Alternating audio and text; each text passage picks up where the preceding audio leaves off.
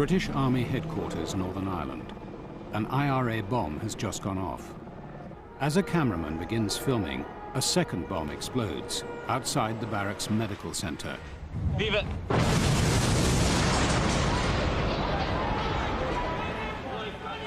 It fatally wounds one of those injured by the first bomb. For many months, Sinn Féin leaders have mouthed the words of peace. This morning, the IRA spat their hate at the British nation. A British soldier died. I sent him there, Mr. Adams, so spare me any crocodile tears. Don't tell me this has nothing to do with you. I don't believe you, Mr. Adams. I don't believe you. For 18 months, an IRA ceasefire had encouraged John Major to try to bring Sinn Féin's president, Gerry Adams, into negotiations about Northern Ireland's future. Now these efforts came to a dead end.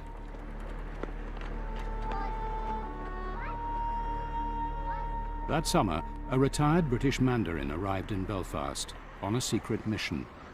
Somebody said after Canary Wharf, when the ceasefire had been broken, that Sinn Féin were very anxious to find a British interlocutor who would convey their views to the British government.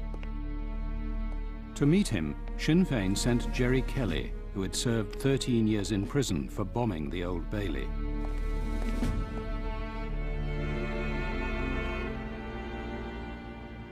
We met in the Redemptorist Monastery in West Belfast, and throughout the proceedings, Gerry Kelly sat directly under the great big statue of the Sacred Heart. I was trying to get them to see that blowing up people on the mainland actually didn't produce the results they wanted, and that it simply alienated people. I told them that the British government had made a complete mess of this, and that John Major in particular, and that I believed they had done it for party political reasons. I was making the argument the two governments would go ahead without Sinn Féin being in the negotiating process. Gradually, Sinn Féin would become progressively irrelevant. I think he came to threaten, and it was never going to work. And he said, that would be blackmail. And I said, well, what do you call blowing people up on the mainland if that's not a form of blackmail? Gerry Kelly reported back to Gerry Adams, who continued to call on the British government to bring Sinn Féin into negotiations.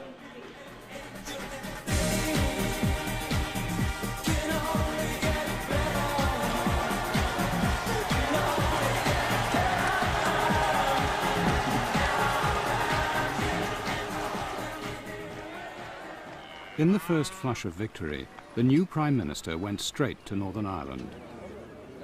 There were a lot of people advising me, I mean gently but firmly, to have nothing to do with it because it was an impossible situation, it could never be solved. But I was determined to do it, and I knew I had to do it fairly quickly. He chose a Unionist platform to send a tough message to Sinn Féin. None of us in this hall today, even perhaps the youngest, is likely to see Northern Ireland as anything but a part of the United Kingdom. My message to Sinn Féin is clear. The settlement train is leaving. I want you on that train, but it is leaving anyway, and I will not allow it to wait for you. You cannot hold the process to ransom any longer, so end the violence and end it now. The Prime Minister knew the cards were stacked in his favour. The IRA campaign in England was going badly. Sinn Féin argued that this was the moment to make negotiation their main tactic.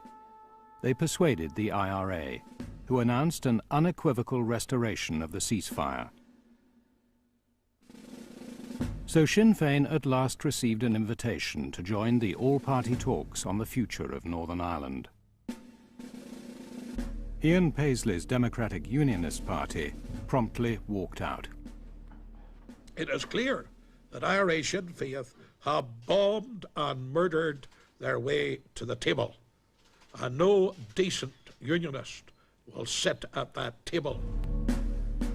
This was a challenge to the largest Unionist party and their Loyalist allies. their leader produced a characteristic compromise: to act tough but stay in the talks. We are not here to negotiate with Sinn Féin, but to confront them and to expose their fascist character. Sinn Féin arrived at the British government offices where the talks were held. They brought with them their symbols, the Irish flag and a portrait of the IRA's most famous martyr, the hunger striker Bobby Sands. But did they renounce the armed struggle he had died for when they signed a promise to use exclusively peaceful means? There's been a fairly sharp debate around all of that. What did it mean?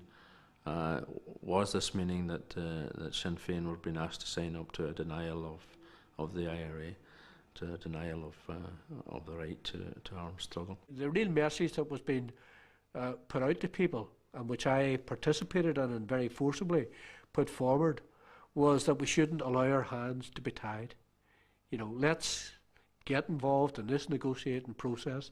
There may be all sorts of unpalatable difficulties for people, but let's overcome those difficulties. Complete and total nonsense. There was no way that the Republican movement, and particularly the IRA, were going to concede. Denying the right to future generations to challenge Britain by force of arms. Those who were having doubts about the peace process included some powerful Republicans: Mickey McKevitt, who was reputed to be the IRA's Quartermaster General, and his wife Bernadette, the sister of the IRA martyr Bobby Sands.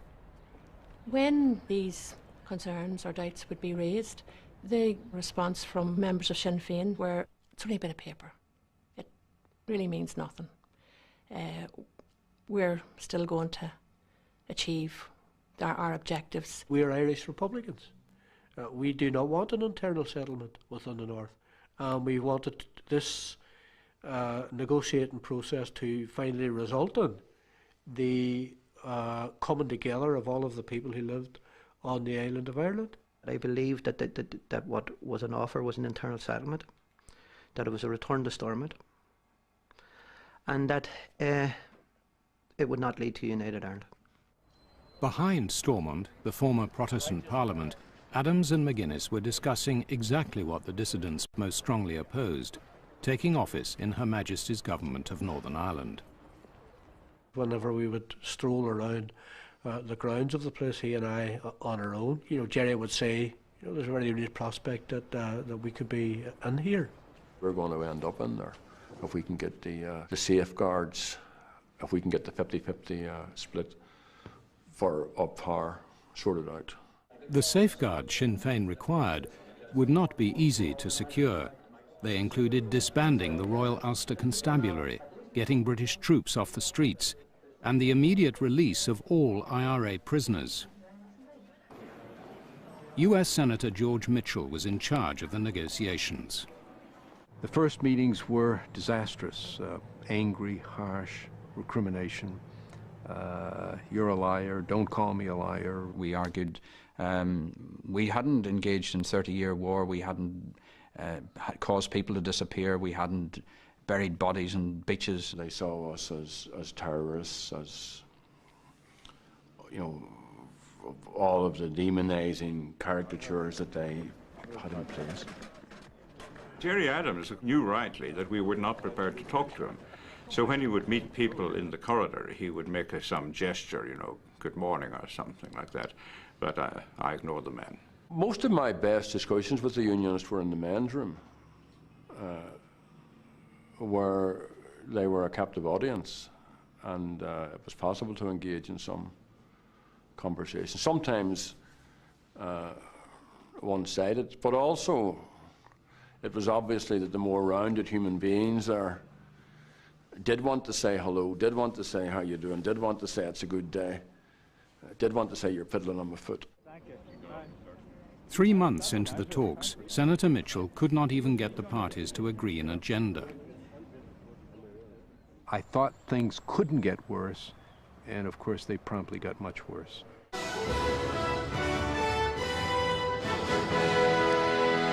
Republican inmates at the Maze prison have shot dead a leading Loyalist prisoner. Billy Wright was shot 5 times in one of the country's top security jails. Just sickened us all. It sickened all good loyalists that such a great loyalist could die at the hands of scum in a place where he thought that he was protected by the British authorities. Of course I'm embarrassed by it. Anybody would be. It's an embarrassing situation, to say the least. What I'm more embarrassed about is what it potentially does to the peace process. The Loyalist prisoners had been backing the negotiations. If they withdrew their support, Northern Ireland could be back at war within days.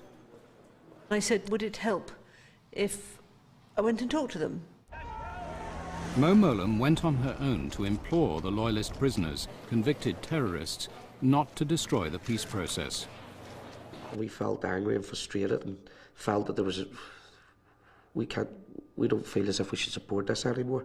They said, you must understand how important this is for us, because, and we have to be sure you're going to be straight, because if it breaks down, it isn't going to be Trimble and his middle-class unionists that are going to hurt. It's going to be the working people that we represent, and they will get the brunt of the killings. And I said to them, it was clear that if the ceasefires broke down, we'd all be in trouble.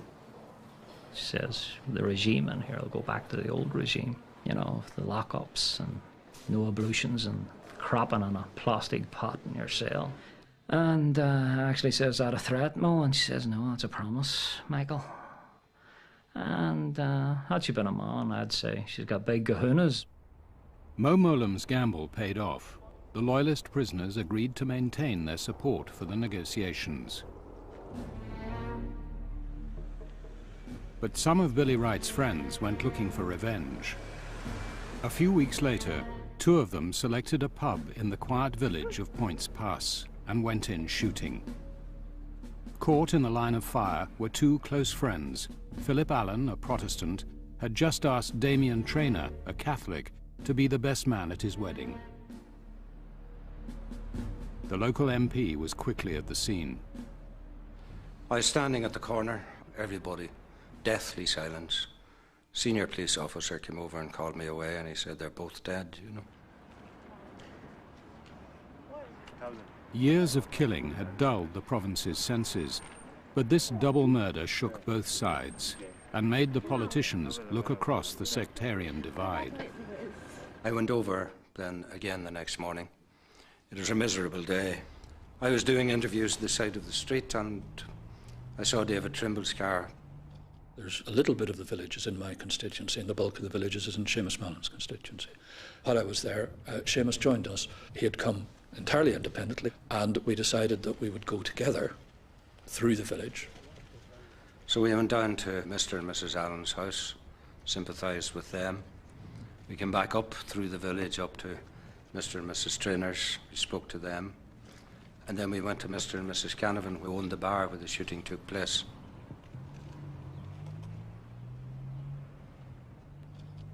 It wasn't pre-organised, it couldn't have been, but it just was right.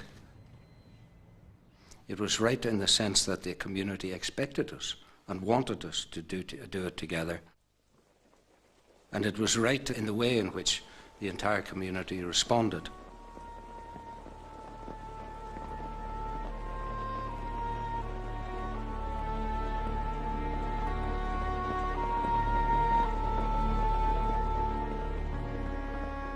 This moment of unity gave George Mitchell his chance to get the talks moving. They had talked for nearly 2 years. I thought to myself, these guys can talk for 20 years, if given the opportunity. And it was at that point that I concluded that the only possibility for success required an early, fixed, and unbreakable deadline, which I thought, after looking at the calendar, should be Easter weekend. The deadline George Mitchell gave them was just 2 weeks away. The Prime Minister promptly invited the Unionist negotiators to Chequers to find out their price for going into government with Sinn Féin.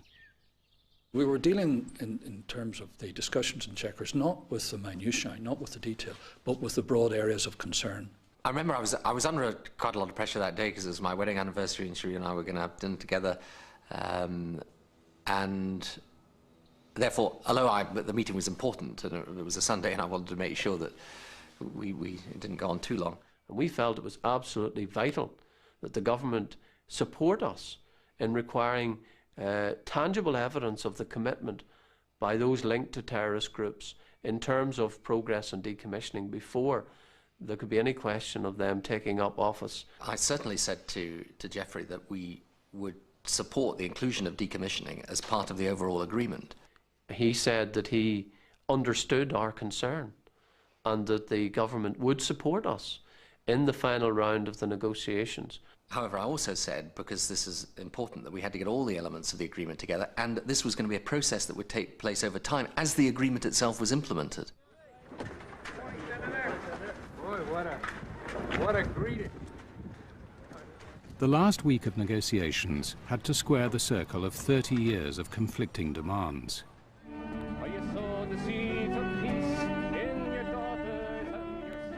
The Ulster Unionists wanted power to return to an elected government at Stormont, the parliament they used to dominate.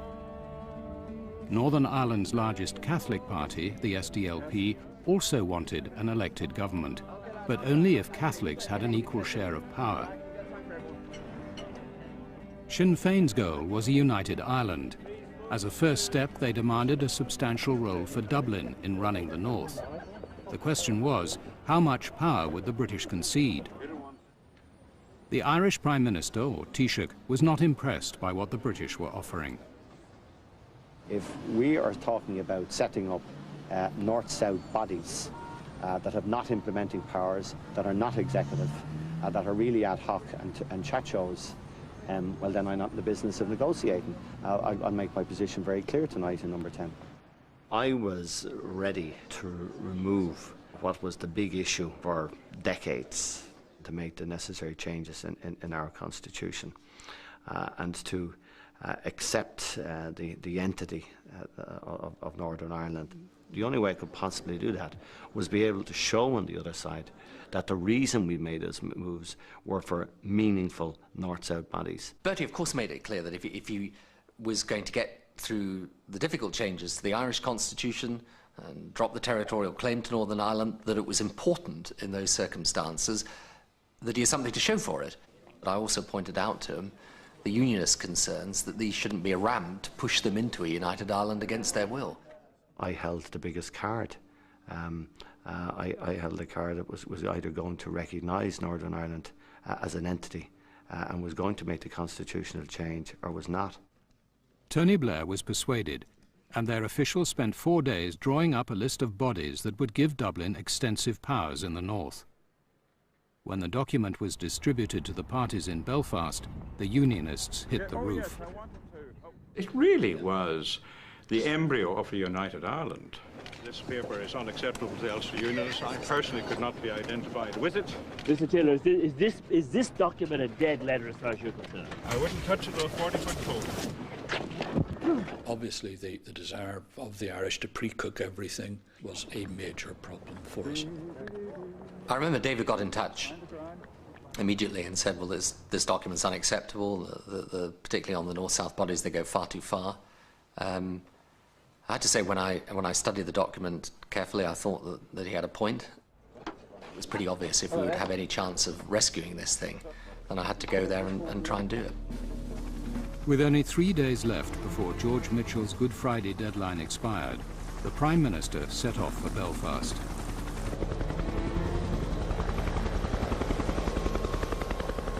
A day like today, I mean, it's not a day for sort of sound bites, really.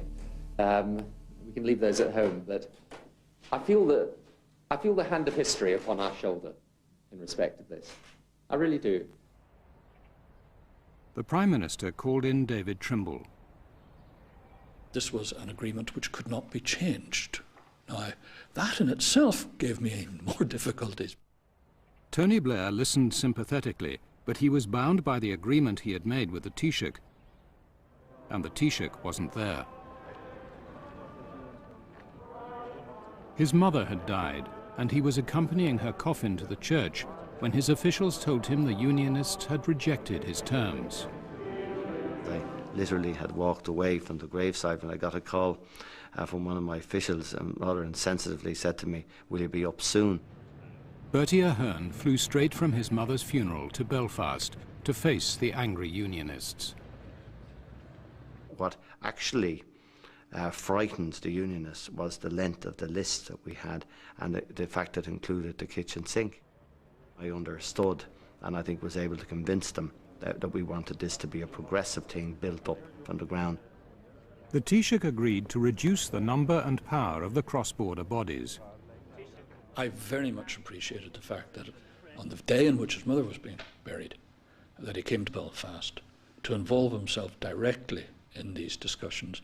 I thought that was in itself a very clear indication of his commitment to produce something rather than to seek excuses for failure. The Unionists were triumphant. It was Thursday evening, only 3 hours before George Mitchell's deadline.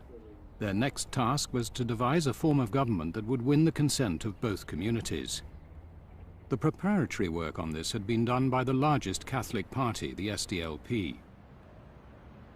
I said to the Unionists that we were totally committed to a system of government in Northern Ireland where all parties would be included, including Sinn Féin, so that all sections of our people would be represented in government. We then said, you've got to have a safeguard that if paramilitaries are elected in significant numbers, then they're not automatically in because they've got to demonstrate an entitlement, or a commitment, I should say, to exclusively peaceful means. After 4 hours of talks, they had a deal. Protestants and Catholics had finally agreed to share power. David Trimble left to get a few hours' sleep, but Sinn Féin had not so far engaged with the negotiations. It looked as if Sinn Féin were not going to be part of it. My officials told me all the issues that they were raising, and I sat down with Martin McGuinness and Gerry Adams looking at the questions they raised. And I painfully went through every single one of those with MOWLAM. She toed and froed with Prime Minister BLAIR. They brought in some people who were obviously members of the IRA Army Council. You don't ask names, you just say hello and you get on with it. At the top of the list of Sinn Féin's 73 demands was the release of all IRA prisoners. The issues of prisoners was straightforward. I mean, the prisoners had to be released. The question was how quickly. You know, to release people who have done terrible things, who have murdered policemen, who have killed innocent people. This is a difficult political thing for anyone to do, and there will be a lot of people who will be shocked by that. People have to get a sense that whatever ceasefire is in place is genuine, it's going to last. You know, this can't just be done overnight. We had said that 3 years was the least we could cope with, because we thought that was going to be very difficult to present as it was. Sinn Féin were arguing for 1, they said that was the absolute minimum for them. In the end, we said, taking our courage in both hands, that we'll go for 2 years. This was not good enough for Gerry Adams. He sent former IRA bomber Gerry Kelly downstairs to find someone who spoke for the other side's terrorist prisoners. Somebody came in and said, Gerry Kelly's coming down the corridor. He's looking for people.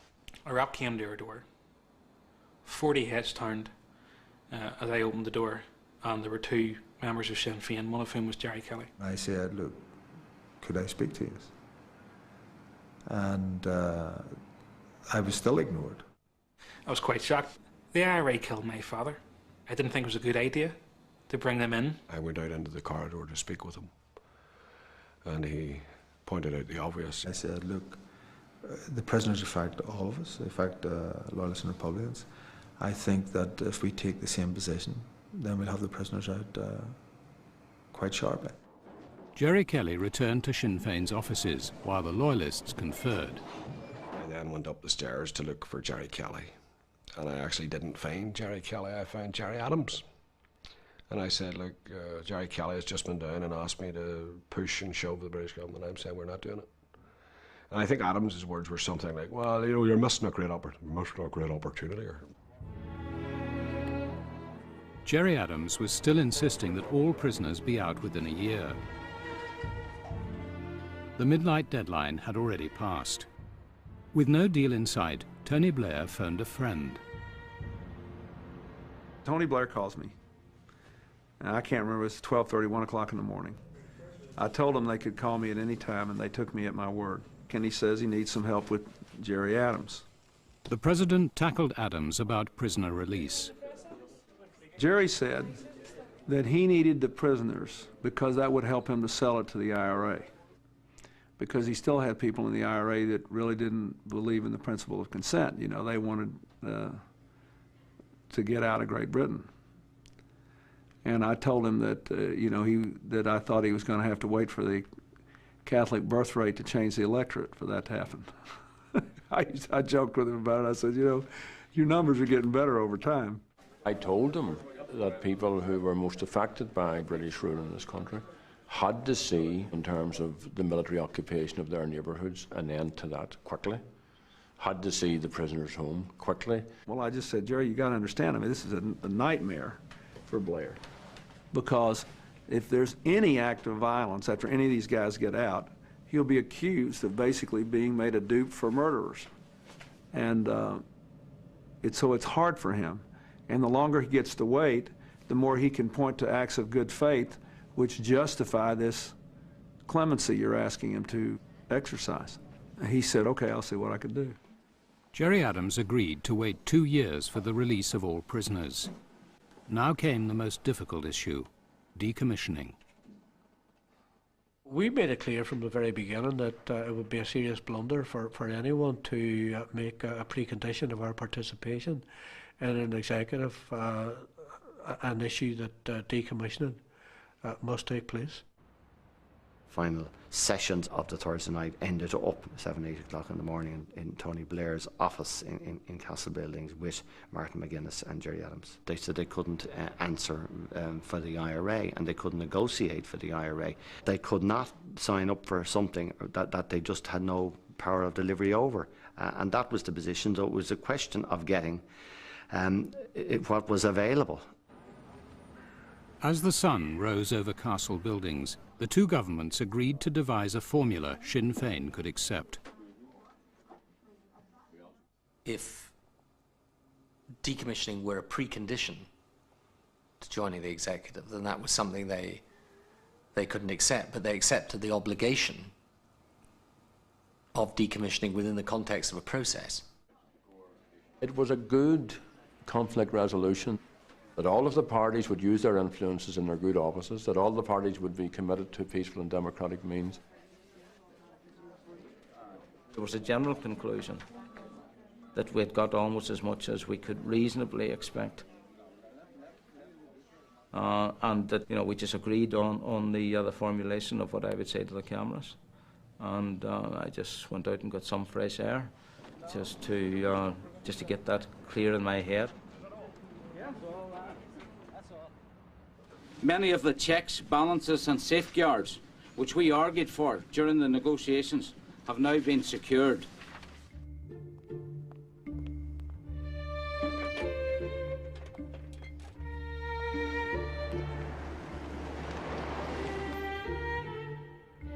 At 10 that morning, the Unionists received the final text of the agreement.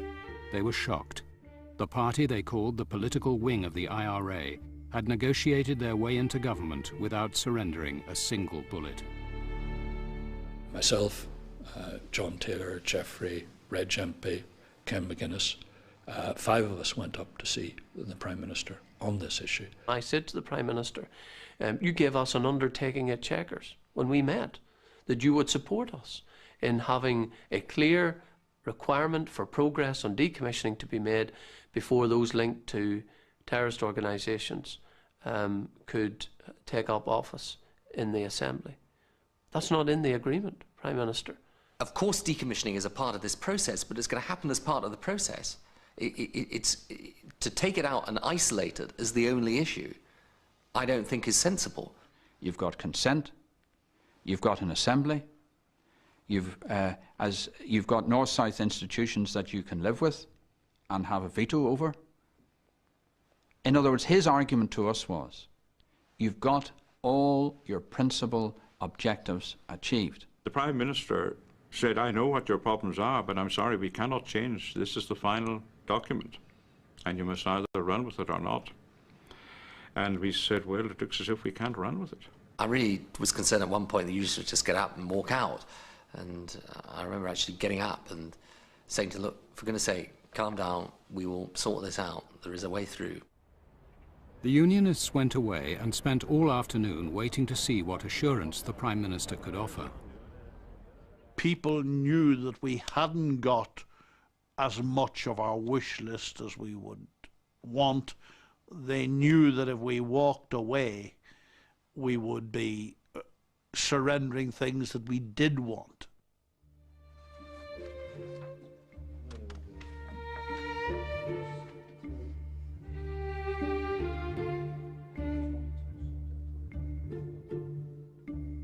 The rest of the delegates were wondering what was taking the Unionists so long. The day after the expiry of George Mitchell's deadline, the building had run out of food, drink and cigarettes.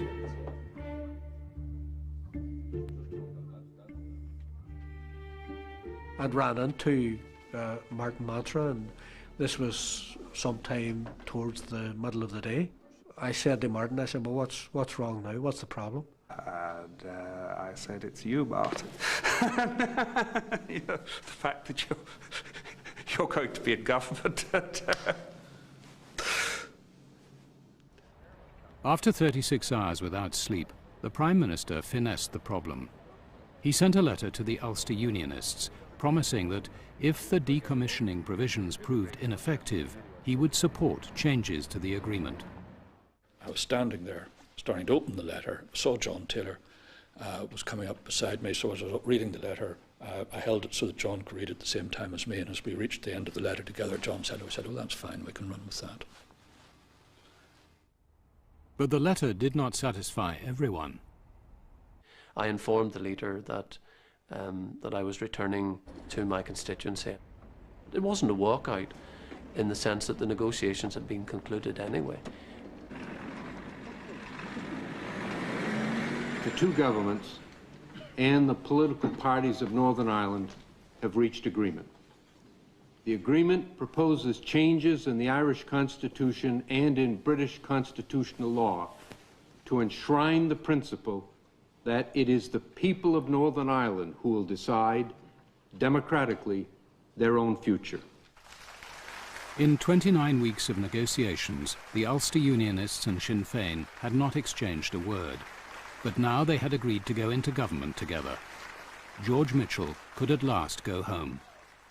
I have that bittersweet feeling that comes in life. I'm dying to leave, but I hate to go.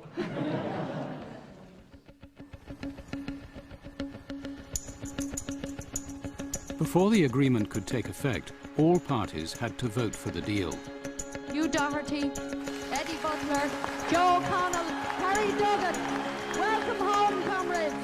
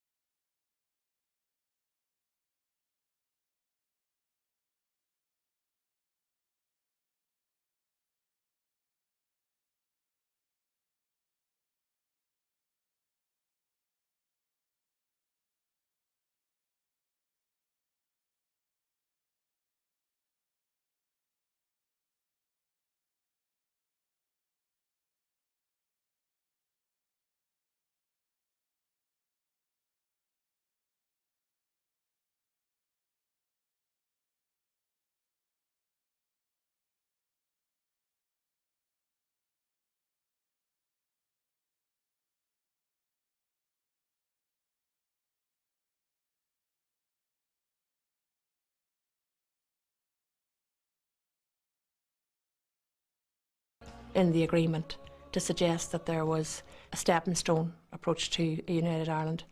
The agreement was very explicit. There were numerous sections spelled out very, very clearly that, in its words, Northern Ireland was an inextricable part of the United Kingdom until the majority decided otherwise. You can have everything you want. You can have equality. You can have representation in a government. You know, you can have Catholic policemen smashing your head in, as well as Protestant policemen. You can have the Irish language spoken, but you can have everything you want within the Union. but you can't have the one thing that the struggle was about, and that was the restoration of national sovereignty by the end of the British presence on the island of Ireland.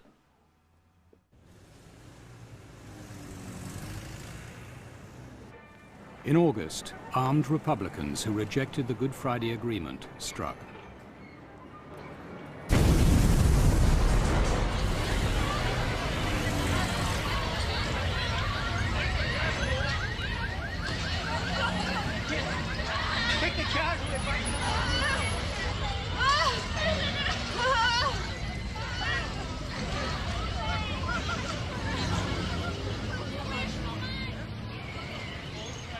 Styling themselves the real IRA, they planted a bomb in the market town of Omagh, killing 29 people, including 9 children. It was the worst atrocity in the history of the Troubles. Sinn Féin had never condemned a Republican act of violence. Now the peace process hung in the balance. I hope that the people involved will reflect upon the enormity of what they have done. I would like whoever is responsible to accept that responsibility in a public statement, and I want them to cease. I want them to stop.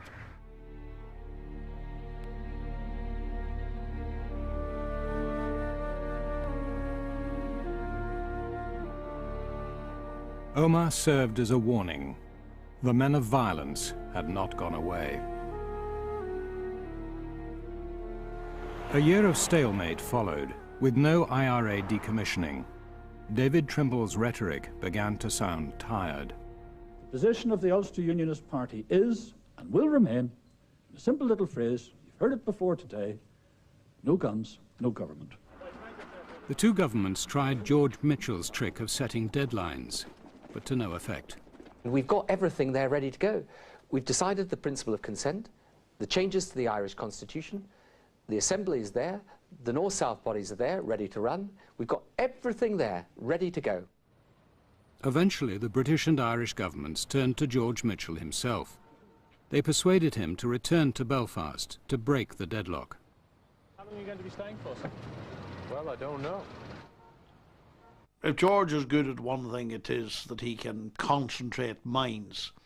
And he decided to take us to the American ambassador's residence in London, to Winfield House. We'd come in and sit down, and he'd look at Martin McGuinness, and he'd look at me, and he'd say, "You two must be related. McGuinness, there must be a relationship." And I remember saying to him, "No, mine's a Celtic name." Ken trying to claim that he was more Irish than I was, which I thought was grand. It was great. I said, look, I think what we should all do is just stand up, forget about this, and give each other a great big hug. Which shocked the Unionist and Martin McGuinness, who immediately made it clear that I wasn't speaking on his behalf. There developed not a sense of trust. One delegate later said trust crept in, but I think that was probably overstating it, but a sense of realistic understanding that they were in this together. Gerry Adams said to David Trimble, "We know you're our best chance, and we want you to know that we're your best chance." David Trimble decided to take the chance. You know, it's a question of whether you want things to proceed, or at the end of the day, your basic preference is not to make progress. He launched a campaign to persuade his party to go into government with Sinn Féin without prior decommissioning. It was a risky strategy, and Trimble invited a risky ally to help him, a former member of official Sinn Féin. I believe that you should go into government with Sinn Féin, guns or no guns, with no fail-safe, with no protection, and you should dump the decommissioning issue then back where it belongs. You can't last in a hostile land like Northern Ireland for 300 years without having steel in your spine. And what I wanted to find out is there any way of getting that steel to bend flexibly a bit, to be the the reed that bends so as to survive. You're in the business of making peace, making historical accommodation, and thus securing the union. Look, Sinn Féin fought for 30 years. It's like a kid wanting a bike for Christmas. The bike they wanted was United Ireland. They didn't get the bike. Please give them a few stickers. What he was saying basically was that Unionists should really abandon the idea of decommissioning and leave that up to the government to sort out. People shouted nonsense, and it was totally unrealistic, and you know, how on earth would we ever sell that to the Unionist electorate? David Trimble's party was due to vote on his policy in a few weeks' time. The majority seemed to be against him. Saving Trimble from defeat was the first test of the political skill of the new Secretary of State for Northern Ireland.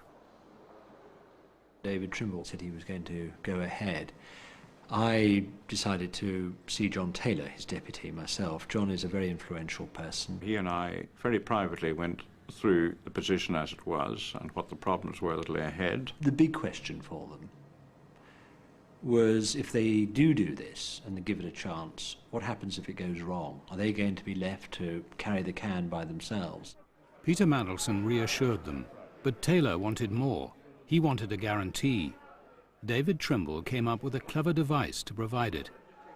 He explained to me that he was going to try out this idea of a post-dated letter whereby he, and therefore all the Ulster Unionist ministers, would automatically resign by the end of January 2000 if there has not been progress in the Assembly and especially by IRA Sinn Féin on the issues of decommissioning. Trimble's resignation would destroy the complex power-sharing arrangements, so the British government would have to step in with the less damaging alternative, suspension.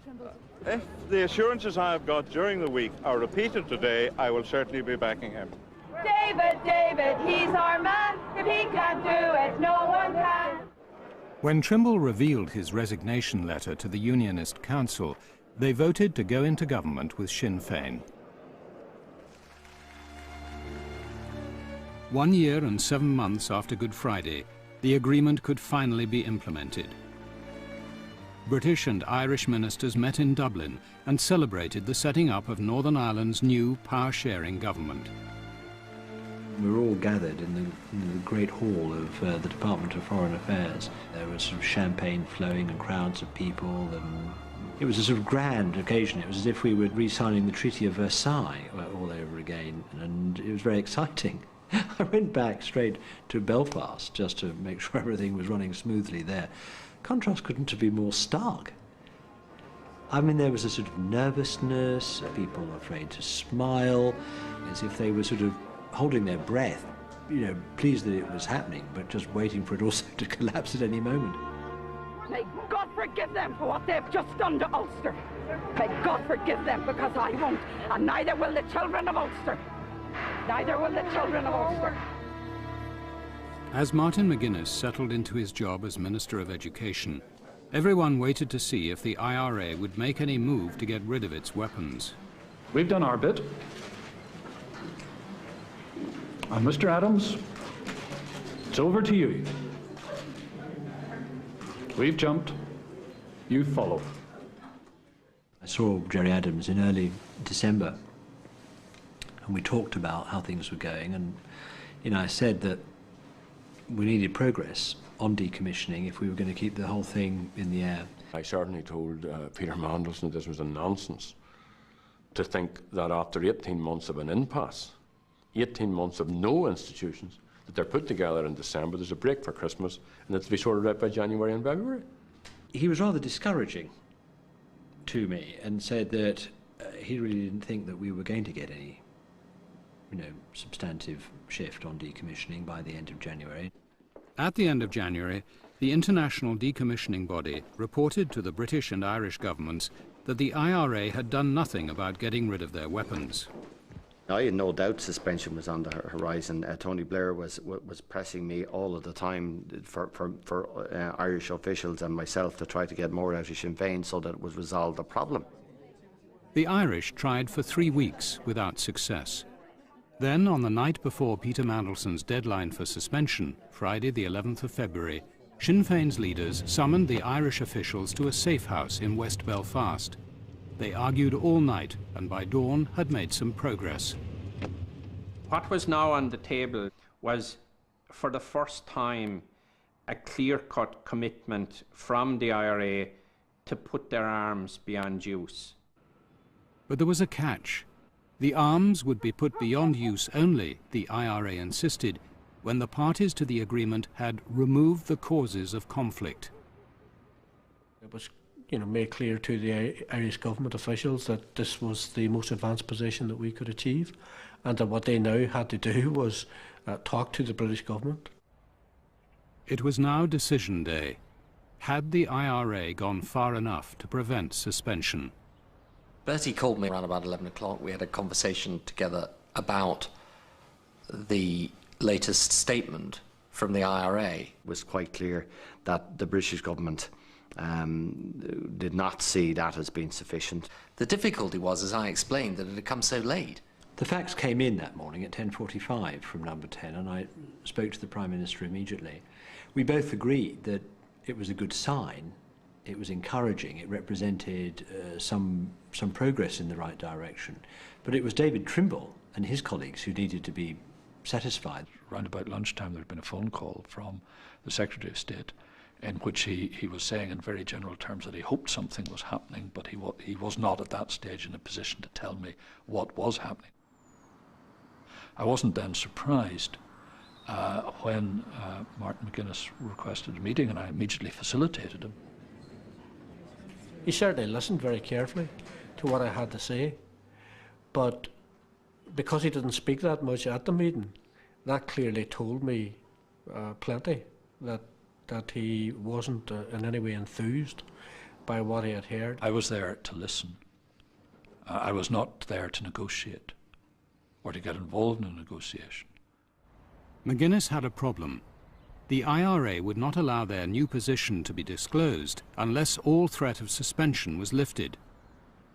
He didn't tell me anything other than saying that they were working on it, they thought they could sort it out, but they needed a few more weeks. I also told him that the sword of Damocles that the Ulster Unionist Council held over the process had to be removed, that it was absolutely vital that we got away from this continual sense of crisis that these meetings had imposed on the process. And we'd have to withdraw the letters of resignation, and there couldn't be any Unionist Council meetings. That wasn't a realistic position. David Trimble phoned me after Martin McGuinness had left him, and he was clearly not in a good way. Trimble told the Secretary of State that the deadline had arrived and that if the British government didn't suspend the institutions by 6 o'clock, he would activate his post-dated resignation letter. Good evening. Within the last half hour, the Northern Ireland Secretary, Peter Mandelson, has suspended the province's power-sharing executive. He said he had no option but to take the decision. Well, I regret very much having to do this, but I have decided to suspend the executive in the institutions.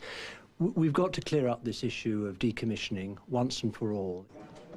Sinn Féin marched in to see the Secretary of State.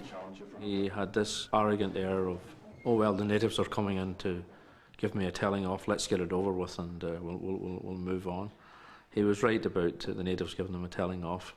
We told Peter Mandelson that he had made a huge mistake and that we believed that he would live to regret that mistake. They were absolutely unrelenting. I mean, they were sort of pointing their finger at me and saying, this is the biggest mistake you've ever made. This is an historical moment for Ireland which you've destroyed single-handedly. You'll live to regret this. You'll not be able to live with yourself. And it got worse and worse. Only pausing with Adams to sort of turning to me in the meeting and saying, by the way, we're going to really vilify you as an individual publicly, he said, but you needn't take it personally. I didn't feel any better for that.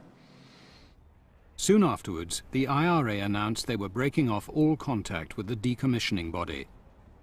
The peace process had ground to a halt.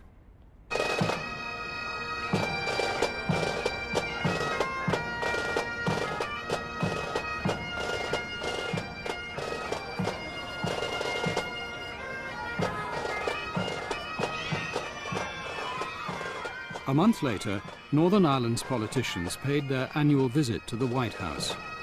God, what an awful St. Patrick's Day it was. Here it was, my last St. Patrick's Day in the White House. I thought it was going to be an occasion of joy. You know, I look forward to those St. Patrick's Days so much. I was frustrated and a little bit angry that anybody would not do whatever it took to get the government up and going again. Clinton set his sights on Northern Ireland's First Minister, David Trimble.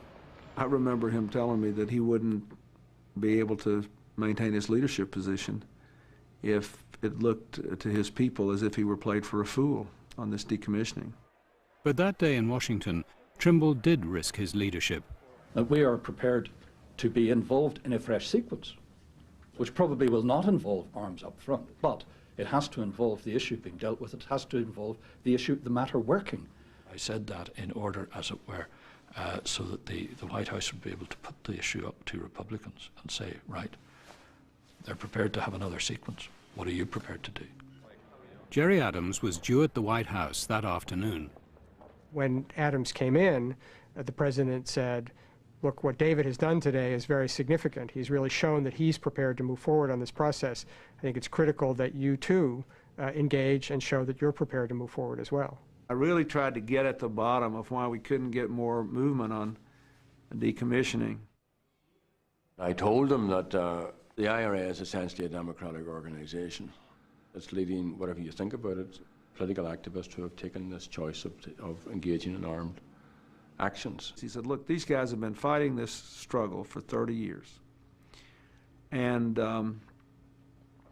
they're being asked to give up their arms. The IRA are not going to decommission on British terms or Unionist terms. It has to look like they're giving up their arms because the people they've been fighting for chose a particular path to peace, and it's being fully implemented. But if they give up their arms before it's clear that this is going to happen, subject to British pressure, then it will look like everything they did for 30 years was for nothing. Back in Northern Ireland, Adams and McGuinness put their heads together. Martin, you want to come with us here then? We can have a... The only people involved in it from our end was myself and Martin McGuinness. We actually stripped it right back because the thing was just so delicate, because this was either going to succeed in getting the institution put in place, or, you know, it was going to be our last throw of the dice. I thought the IRA leadership might be convinced that it would be a sensible thing to do to support and shore up the Trimble leadership. And we come up with this idea of could the IRA open up arms dumps? Of having trusted on all sides international inspectors who would come and inspect a number of IRA dumps, and we wish to explore with the British government whether or not there was any potential in that. Sinn Féin took a deal to Downing Street, the inspection of IRA arms dumps in return for Britain reducing its military presence, particularly in the Republican border county of South Armagh. I said, Tony, the best defenders of the Good Friday Agreement at South Armagh are the people of South Armagh. Of course it's true that in the end the best guarantee is the support of the local community. I explained to him, however, if I took a measure against security advice and dismantled some of the security apparatus, being advised that this was a mistake, and a real IRA bomb gets through and kills people, then people are going to ask some pretty serious questions of me. South Armagh, Tony, I said, is one of the most beautiful parts of Ireland, which it is.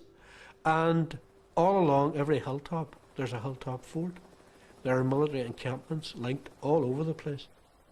And the people of the area deserve better than that.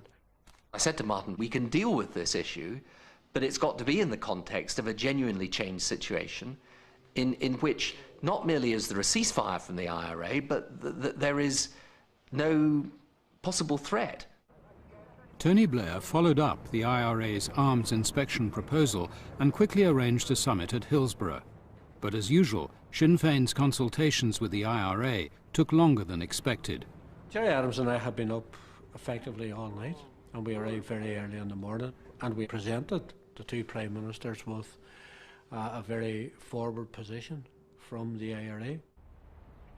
I remember Gerry and Martin McGuinness coming into the study at Hillsborough, and they had an IRA statement that seemed to us to go significantly further than what had happened before, and in particular had a commitment, really for the first time, that weapons would be put beyond use. And it was, you know, a huge step forward. I mean, it was, you know, it was clearer, firmer, better. I mean, embodied a much stronger commitment than anything that we'd had before. Everything now depended on the Unionist response to the IRA statement. I took the statement up to David in the upper conference hall, a room at Hillsborough Castle, where he and all his colleagues were gathered. And I have to say, he reacted with deep scepticism. I mean, his reaction was quite adverse and quite negative. Took me aback slightly and made me worried, obviously. You've got to bear in mind that we don't like being bounced into things, and we will exercise our own judgment rather than accept someone else's judgment at face value. I pointed out one or two weaknesses in it, and David said, well, we can change that. The Unionist leaders settled down to improve the IRA's statement. I came back 40 minutes later, and David was busy just with John Taylor, you know, with his portable laptop, you know, doing things, very frenetic activity. I said, what are you doing, David? I said, you're not rewriting the statement, are you? Trimble agreed to get the answers to his queries direct from Sinn Féin. We were assured that no obstacle would be put, that the inspectors would be free to come and go and install any mechanism they wished. Trimble also required some real progress on decommissioning by the 1st of July 2001. The IRA statement did not accept the July deadline, but they undertook to put their arms completely and verifiably beyond use. This was enough for him to persuade the Ulster Unionist Council to back a return to the executive, for the time being. Those promises must be delivered, and let there be absolutely no doubt that I and my colleagues will hold the Republicans to the promises they have made. But a year later, no arms have been put beyond use. This time, David Trimble has gone through with his threat to resign, raising the question, can the deal struck on Good Friday survive? Still, the British and Irish Prime Ministers are grappling with a Northern Ireland crisis. The IRA's guns have been silent for 4 years, but no one can be quite sure how long the endgame in Ireland will take.